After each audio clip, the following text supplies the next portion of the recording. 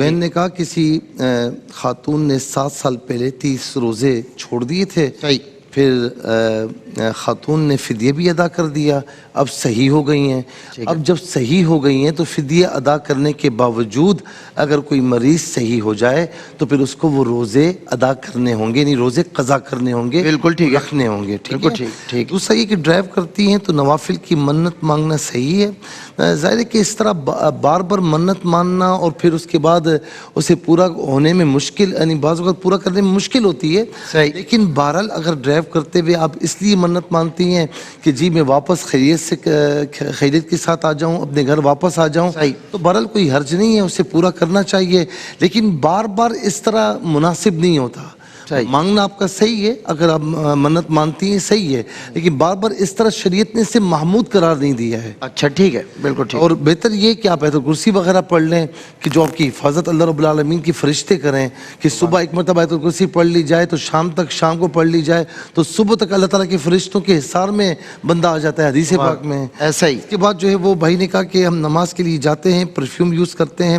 میرے بھائی آج کل جو پرفیوم یوز ہو رہا ہے اس میں جو آپ کہہ رہے ہیں الکول بے انتہا مہنگا ہوتا ہے، اور یہ الکول جو ہے یہ کیمیکل ہوتا ہے، تو اس میں کوئی اختلاف نہیں ہے، بالکل یوز کیا جا سکتا ہے۔ بالفرض اگر الکول بھی ہو تو اس کی بھی علماء کرام نے اب اجازت دے دی ہے، بالکل ٹھیک۔ عام طور پر یہ الکول نہیں ہوتا، یہ کیمیکل ہوتا ہے جو کہ یوز ہوتا ہے، مجھے اس کا علم ہے اس لیے میں عرض کر رہا ہوں۔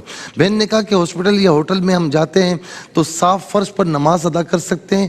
بالکل ادا کر سکتے ہیں، بظاہر کوئی گندگی نہیں، کوئی نجاست نہیں، بالکل صاف فرش ہے تو آپ ادا کر سکتے ہیں۔ کہ میری بہن بہتر یہ ہے کہ ایک چھوٹی سی جے نماز یا چائنا کی جے نماز آتی ہے وہ اپنے پاس رکھ لیں، سفر کے دوران بڑا کام آتی ہے، پاکٹ سائز ہوتی ہے، تو جہاں پر نماز پڑھنا چاہیں تو بچھا کر آرام سے نماز پڑھ لیں، یہ طریقہ زیادہ بہترین ہے۔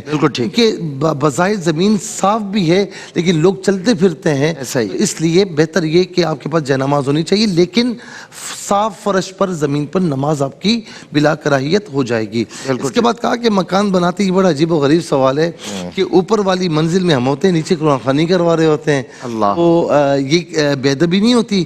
میری بہن لا یکلف اللہ نفسا الا وسعها، اللہ تبارک و تعالیٰ کسی جان کو نا اس کی طاقت کے باہر احکامات کا مکلف نہیں کرتا۔ بالکل ایسا ہی ہے۔ تو آپ اگر اوپر رہ رہی ہیں، نیچے قرآن خوانی ہو رہی ہے، کوئی مسئلہ نہیں ہے، یا آپ اوپر ایک فیملی رہتی ہے، نیچے دوسری فیملی رہتی ہے، انہوں نے قرآن شریف رکھا ہوا ہے، تو اب آپ کہیں گے اوپر بے ادبی ہو رہی ہے، ایسا نہیں ہے، اللہ رب العالمین نے یہ معاف رکھا ہے، تو ایسی کوئی بات نہیں ہے، آپ بالکل بلا کسی گھبراہٹ کے آپ قرآن خوانی وغیرہ کروا سکتی ہیں، کوئی حرج نہیں ہے۔ بالکل ٹھیک ہے۔ کسی نے نماز کے دوران کسی صحابی کا خیال لانا دل میں، دیکھیں اس طرح بالکل نہیں کرنا چاہیے، لیکن اگر اس طرح خیال لائے ہیں تو نماز بہرحال فاسد نہیں ہوگی، لیکن اس طرح کرنا نہیں چاہیے کہ کسی اور کا خیال دل میں لانا، خاص طور پر تو یہ بہتر صورت نہیں ہے، کیونکہ نماز اللہ تعالیٰ کے لیے ہے تو خالصتاً اللہ تعالیٰ کے لیے ہی ہونی چاہیے۔ کسی نے تلاوت کی، سجدہ تلاوت کا پتہ ہی نہیں تو واجب ہو گیا یا نہیں؟ جب پتہ ہی نہیں ہے تو واجب کیسے ہوگا؟ ہاں پتہ لگ گیا کسی مرحلے پر یا کسی نے بتا دیا تو اس وقت آپ پر واجب ہوگا۔ پھر کہا کہ بیوہ ہے، معذور ہے، لوگ فطرانہ دیتے ہیں تو کوئی عورت آڑے آ گئی، اس نے کہا کہ جی 2000 مجھے دو اور میں فلاں کو دوں گی۔ سیدھی سی بات یہ کہ اگر وہ عورت مستحق ہے، اگر وہ شریف فقیر ہے تو آپ اس کو دے سکتی ہیں، اگر نہیں ہے تو آپ اس کو نہیں دے سکتی، اور ان کا مانگنا بھی صحیح نہیں ہوگا۔ پھر کہا کہ بلیچ لگانا، مہندی لگانا جو عام طور پر خواتین لگاتی تو روزے میں لگانا صحیح ہے، کوئی حرج نہیں ہے، اس میں کوئی قباحت نہیں ہے۔ ایک سوال یہ ہوا کہ ہجرت میں نبی علیہ السلام نے جو حضرت مولا علی رضی اللہ تعالیٰ عنہ کو امانتوں کے سونپنے پر لگایا اور آپ امانتیں واپس کر کے پھر جو ہے وہ مدینہ منورہ حضور نبی کریم علیہ السلام کے پاس گئے، تو کیا یہ واقعہ قرآن کریم میں ہے؟